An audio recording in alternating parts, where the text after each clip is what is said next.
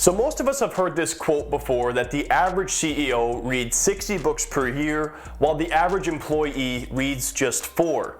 And the one thing that's not mentioned in that quote is that the average CEO has a lot more time on their hands than the average employee. And that's because the responsibility of the CEO of a company is to figure out the general direction a company is heading, while the employee is responsible for getting them there and taking care of those tasks. So CEOs are responsible for the vision of a company, and so they do naturally spend more time reading and learning. Now that being said, I don't necessarily read 60 books per year, but I would like to think I read more than the average person, and what helps me out a lot in doing that is listening to audiobooks. If I had to sit down and physically block out time to crack open a book, I wouldn't be reading very often, but it's easy for me to listen to audiobooks when I'm at the gym or in my car, and by doing so, this allows me to listen to at least one book per month, and in some cases 2.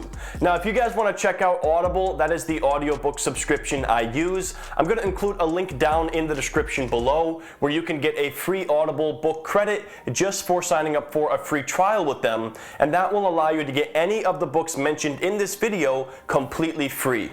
Now that being said, the 5 books I'm going to mention in this video are the books that have had the biggest impact on my wealth, my relationships, as well as my overall feelings of well-being. And I was thinking of doing this with all 5 money-related books because I have a finance channel, but at the end of the day, guys, money is not everything. And so I wanted this to be a well-rounded selection of books.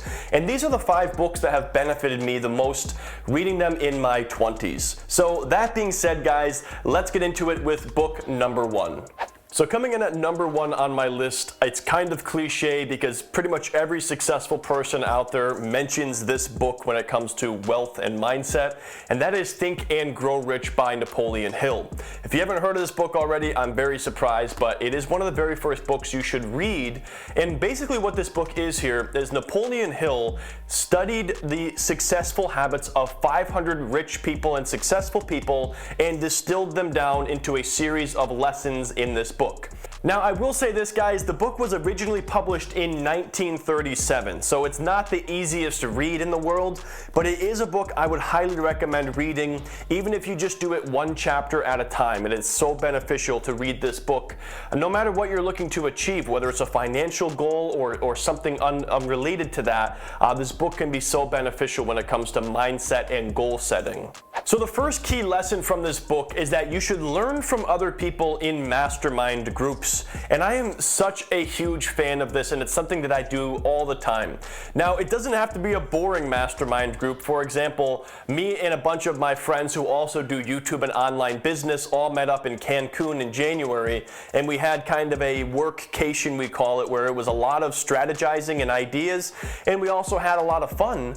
But you should find other people who have achieved what you are looking to achieve, or find people in that process and create a mastermind where you all collectively share ideas with each other.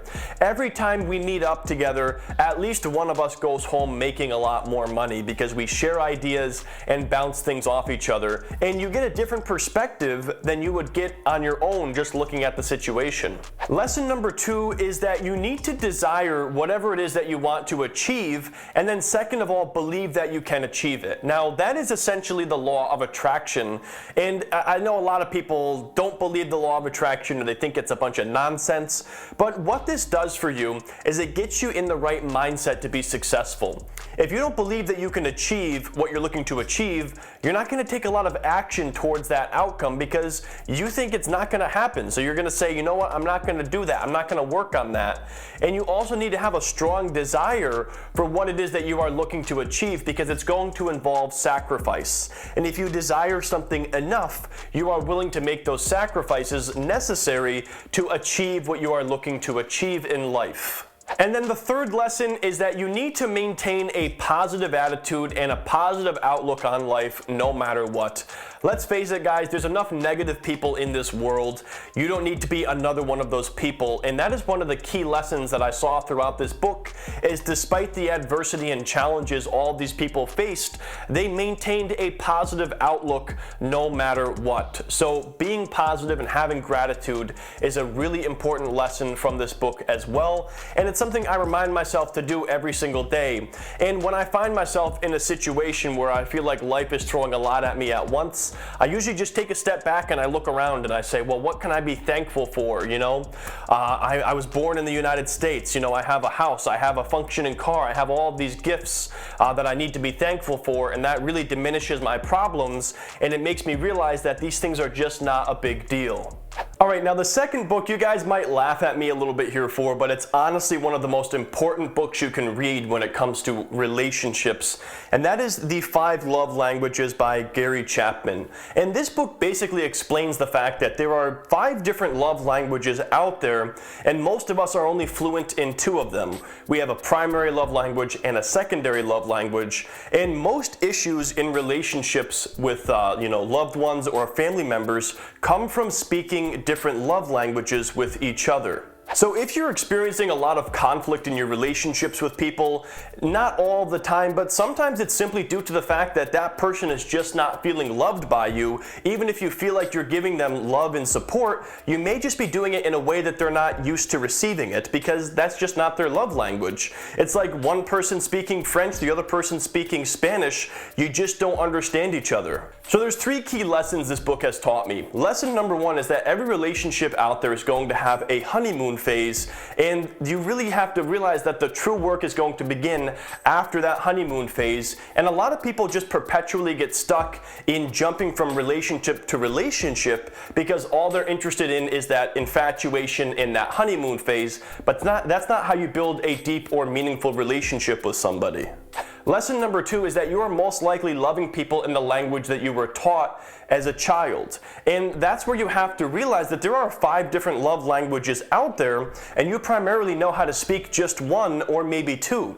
So you may have to realize that there are other ways of loving people and showing, gratitude towards somebody other than what it is that you are doing now. So personally, the biggest way that I show people love is acts of servitude, which is doing people favors. But I can tell you right now, my girlfriend, that is not her primary love language. So when I go out there and I just do things for her, she's not as receptive of it because that is not how she wants to be loved. So learning these love languages allows you to communicate with people and love them in the way that they are looking to be loved. And then lesson number 3 that I learned here is that basically everyone out there has a love tank. And guys, even if you don't want to admit it, you have one as well. And oftentimes when there's major conflict happening in relationships, or you're arguing, non-stop with your spouse or loved one, it's because your love tank is on empty. And so you have to think of it that way, where little compliments that you give people or favors that you do for people, depending on their love language, all of these little things will fill up that tank. And if you neglect that, then your partner's love tank can be on empty, and that can be a major source of conflict in relationships. So coming in at number 3 on my list here is a book I just read recently, George Orwell's 1984. Now this is a fiction book, and it's not necessarily the number 1 book you have to read on this list, but it is really important, especially with what's going on in this day and age with, data companies collecting all this data on us and Big Brother watching. Essentially, George Orwell wrote this book in 1949, making a prediction about the year 1984. Now, he was off by, maybe 30 years or so, but we are seeing a lot of his predictions coming true in 2020 with surveillance and, this idea of Big Brother watching you. So for me, the key lesson from this book, number 1 here, is understanding when technology can go too far. For example, we all like our, smart home speakers, but there's been proven studies that show that they are in fact listening to us when we don't realize it, because there are certain wake words that we are saying, and maybe you're listening to a TV show and the device gets confused and it turns on the microphone and it starts recording you. That's very similar to what happens in 1984. There's a device inside these people's homes that can be listening to you at any point in time, and essentially we have that here with Alexa and Google. Lesson number 2 is understanding the dangers of controlling information and altering records. That is essentially what they do in this society, is they control the information that is being sent out to people, and they also alter the records to make it look like, they've been right all along. And I'm not saying that happens here so much in the United States, but there are countries in this world and societies where these things do happen. And then lesson number 3 is understanding how fear and intimidation tactics can be used as a means of control. And this may not just be on a level of government, but this happens in all kinds of places in life. There's people in workplaces and situations where their bosses are using these methods of control by making you fearful and making you afraid of what could happen and things like that. And so for me, understanding how that is used as a means of control has been a way for me to identify when that could be potentially happening to me in my own life. Alright guys, so book number 4 on my list here, and I did this on purpose because it's the 4-hour work week. This is a really important book for anybody who is looking to get more done in less time. And this is a book by Timothy Ferriss. He's well known in the entrepreneurship community, and this book made such a difference for me. And it's crazy because I didn't read this book until about 2 years of doing my business online, and this book has made me so much money in the process by understanding these 3 key lessons. Alright, lesson number 1 is implementing the 80-20 rule. And this simply tells us that 80% of our results come from 20% of our actions, and 20% of our results come from 80% of our actions. So rather than focusing all of your time on the 80% yielding you 20, you double down on that 20% that's giving you the greatest ROI on your time. Now, you may not think that this applies to things outside of business, but it really does. You can apply this 80-20 rule in all areas of your life. For example, what are the 20% of activities yielding 80% of your happiness? Focus more on those activities. But from a business standpoint, guys, I looked at my business and I realized there were a lot of tasks I was doing day to day that were not necessarily generating an ROI in terms of more money or building an audience. So I cut out a lot of those tasks and really just focused in on that 20% that was getting me the results I was looking for. Lesson number 2, and this is a tough one, especially for people like me who aren't a big fan of confrontation, that is learning how to say no to things. Because as you become more successful, you're going to have more opportunities cross your path, because people are going to see what you have going on and they're going to want a piece of that action. So you're going to have friends, you're going to have people coming out asking you, hey, can I pitch this business to you? Or hey, I got this business opportunity for you. This happens to me on a weekly basis. I'll get people asking me, hey, I want you to look at my startup, or I've got this business idea. And you really have to learn how to say no. And this kind of circles back to that 80-20 rule. You know what is the 20% that is getting you the results you're looking for, and all this other stuff that's going to come up, a lot of it you just have to simply say no to, because it's not going to get you to where you are looking to be. And then lesson number 3 from this book is that you should design your job around your lifestyle and not the other way around. A lot of people do it the other way around, where they will basically figure out what are the demands from this job and design their lifestyle around that, when in reality you should figure out what it is you want to do with your life and find a job that fits that criteria. So for example, I was talking the other day with a photographer, and she was telling me that her main focus in life is being able to travel all over the world. So she knew what her lifestyle design was. She wanted to be able to travel, and then she built her job around the ability to travel. Whereas if she took a 9-to-5 desk job, she would travel maybe 2-3 weeks out of the year when she had vacation time. So you should always think about what it is you want to do with your life, and then figure out a job that will allow you to do that.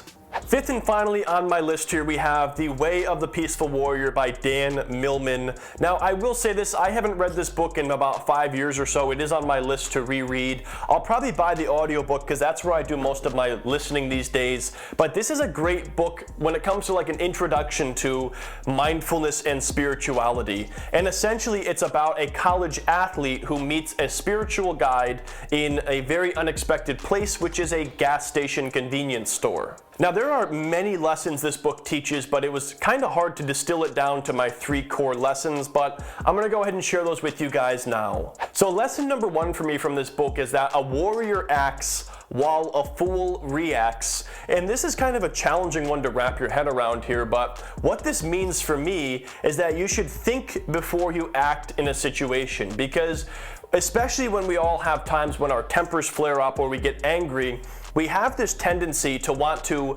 react to that situation. We want to tell that person off, or we want to get angry and yell at somebody if they disagree with us. But that is us reacting to that situation rather than acting in that situation and doing what we know is best versus what is going to serve our ego. And that has helped me tremendously with relationships and with different people. When you do have disagreements and you get angry, it's, you know, doing what you know is right versus what you want to do in that situation by reacting. Lesson number 2 is not to fall into the if only trap. You know, if only I had money, if only I had companionship, if only I had a better job. And to me, this is that victim mindset that a lot of people tend to fall into. And everybody has a unique situation in life, and I will say this, some people have it harder than others. But you don't want to fall into that mindset of if only this was this way, because, you know, you have the cards that you've been dealt and you have to, you know, work with the cards that you have. And I find that people who slip into that mindset, it can be a spiral effect where you start to just believe that you're a victim of life and there's just no way out of it, when in reality, I think that, you know, regardless of your circumstances, most people have the opportunities to be successful and do what they want to do in life.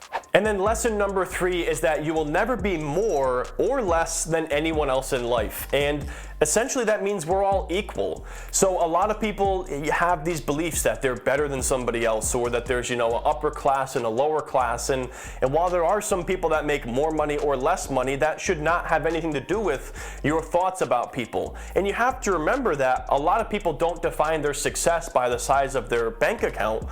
So if you're out there thinking you're better than people because you have more money, well, you're honestly a fool, because that's just one metric of success. So try to keep a level head and understand that we're all equal here, and we should treat everybody, you know, the way that you want to be treated. That's what that lesson really means for me. So anyways, guys, that's going to wrap up this video. Those are the 5 books that have made the biggest impact on me in my 20s. Like I said, if you want to go ahead and grab a free Audible audiobook credit, that is the top link down in the description below, and you can get any of these books we mentioned for free. For full transparency, guys, I am affiliated with Audible, so if you do use my link, I may earn a small commission in the process. So all of those links are in the description, guys, if you want to get that free audiobook. Make sure you subscribe if you haven't already. Drop me a comment if you guys have any thoughts or feelings on these books. But thanks so much for watching, guys. I will see you in the next video.